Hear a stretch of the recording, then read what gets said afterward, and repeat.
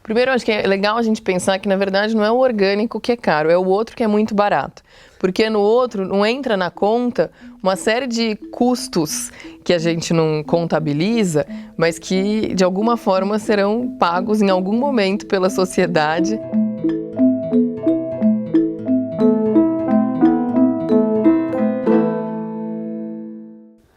Olá, estamos com a Manuela Maluf, pesquisadora do FGV-SES, da Escola de Administração de São Paulo, para falar sobre agricultura familiar.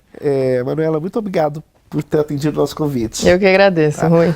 Nos últimos anos, assim, a gente vê pela imprensa que intensificou-se o interesse da sociedade em geral por produtos orgânicos, né, naturais, livres de agrotóxico, etc. e tal.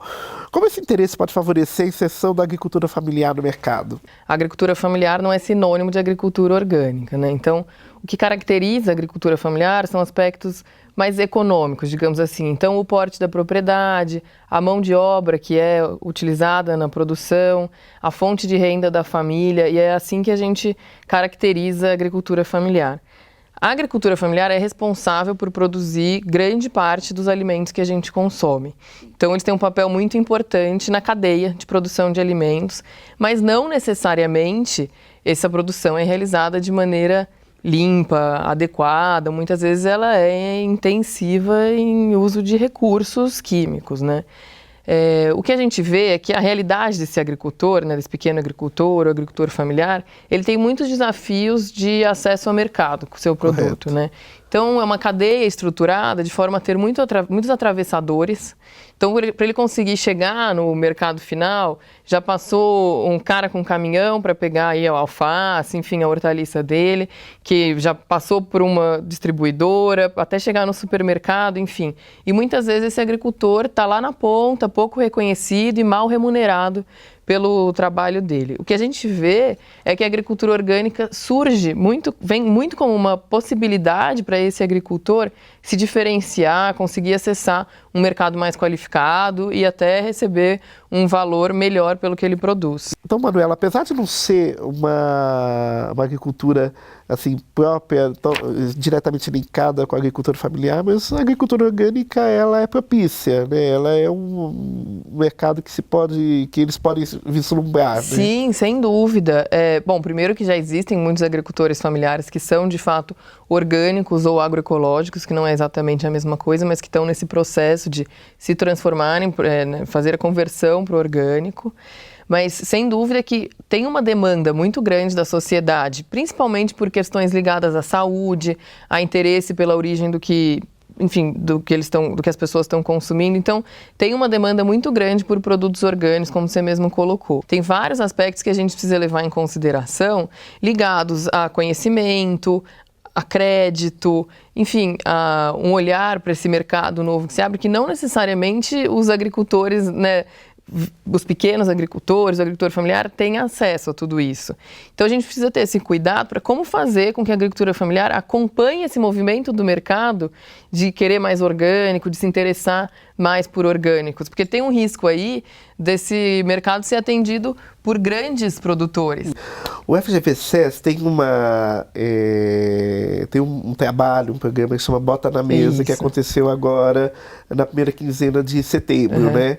Eu queria que você contasse um pouquinho o que seria esse programa, que já virou uma marca registrada, inclusive, do centro, né? E como que ele colabora para o fortalecimento da agricultura familiar, né? Exatamente, essa questão de canais de intensificação.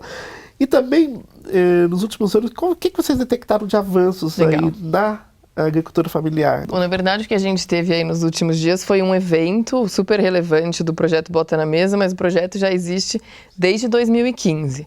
E ele tem o apoio do Citibank, da Citi Foundation, desde o começo também. Então é assim que a gente se viabiliza, né, financeiramente como projeto. E o grande objetivo do Bota na Mesa é justamente promover a inclusão da agricultura familiar. E aí levando em conta aspectos de conservação ambiental, segurança alimentar e nutricional, comércio justo. Entendendo esse desafio do pequeno agricultor, do agricultor familiar, de acessar o mercado, de ser valorizado, ele acaba tomando todos os riscos da cadeia. Enfim, foi assim que o projeto começou. nos 2 primeiros anos de atuação do projeto, a gente teve muito em campo. Então, com um grupo de cooperativas, indo toda semana, fazendo reuniões, fazendo oficinas, para que a gente construísse com eles um plano de ação para acesso ao mercado. E entendesse com cada um desses produtores, e aí produtores de hortaliças aqui no Cinturão Verde de São Paulo, de frutas, bem na cidade de São Paulo e no entorno, para que eles pudessem acessar mercados mais qualificados. E aí, a gente também apoiou essas organizações na articulação com os canais para quem eles queriam comercializar. Então foram 2 anos de muito trabalho, articulação com as instituições que fazem parte dessa cadeia, estou falando de CEAGESP, redes varejistas, secretarias de Estado ligado ao meio ambiente, educação, que o governo tem um papel muito importante de relacionamento com a agricultura familiar na compra de alimento para alimentação escolar.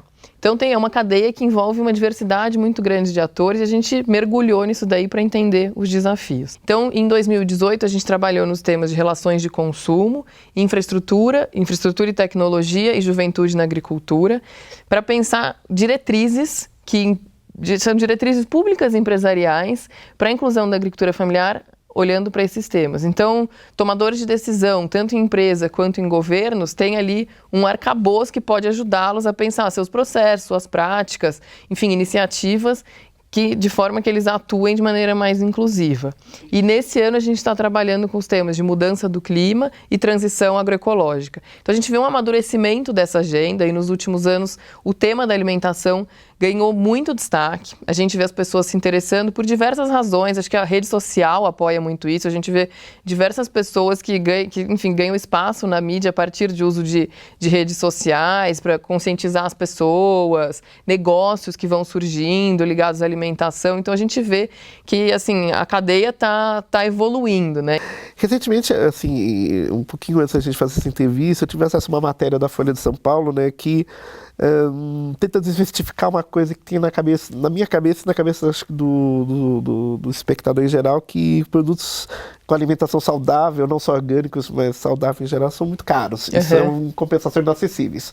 Só que essa matéria mostra o contrário, que começa a haver uma preocupação na periferia e vira até um certo negócio, assim, tudo a venda de produtos saudáveis, etc. Isso é uma coisa que eu achei positiva, mas eu queria saber da tua opinião. O que eu preciso fazer para ampliar ainda mais os canais de venda de agricultores familiares, assim, tudo, e também beneficiar a população como um todo? Primeiro, acho que é legal a gente pensar que, na verdade, não é o orgânico que é caro, é o outro que é muito barato. Porque no outro não entra na conta uma série de custos que a gente não contabiliza, mas que, de alguma forma, serão pagos em algum momento pela sociedade, enfim, seja via questões de saúde, questões ambientais, porque isso aí acontece. Então, para produzir um alimento convencional, a gente gera resíduos, a gente pode contaminar lençóis freáticos, enfim, a gente tem que tomar esse cuidado. De fato, quando a gente vai para o mercado, a gente vê que em alguns lugares o fato de ser orgânico acaba sendo um motivo, uma justificativa para o empreendedor cobrar um pouco mais caro. E aí cria-se essa barreira, né? Então, orgânico é só para quem pode pagar, orgânico é só para gente rica. E a gente tem que ir desmistificando um pouco isso. Quanto mais a gente fizer com que o mercado de orgânicos cresça, menor vai ser o preço, mais competitivo vai ser. E tem uma questão super relevante, que normalmente no mercado de orgânicos, o agricultor ele tem contato direto com o consumidor final. Então, eliminando esses atravessadores, a gente faz com que o agricultor fique com boa parte da receita, né, gerada pelo produto, e que o consumidor tenha certeza de que o que ele está pagando, boa parte vai para o agricultor, que é quem mais precisa, que é quem mais merece. Não tirando a importância, a relevância desses intermediários todos que a cadeia tem, mas que tem uma distribuição hoje não tão justa dos valores, tem, e a gente precisa rever isso. E aí, como a gente vê nas periferias das cidades, né, a gente vê surgir esses negócios que buscam levar alimentação saudável, e isso tem um papel, o que faz com que isso aconteça é a educação das pessoas e a conscientização. quando a gente fala de alimentação, é o que a gente põe para dentro da gente, né? A gente vai buscar o melhor, a gente tendo as condições. Então é um movimento que tende a cada vez mais popularizar o acesso a alimentos saudáveis e adequados para todo mundo. Excelente. Manuela, queria agradecer muito a tua participação. Fiquei muito contente de saber que você foi aluna também Sim, aqui da IASP, né? Nesse assunto que, ao mesmo tempo que é saboroso, né, é muito importante, porque cuida da saúde coletiva. Muito obrigado. Isso aí, obrigada, Rui.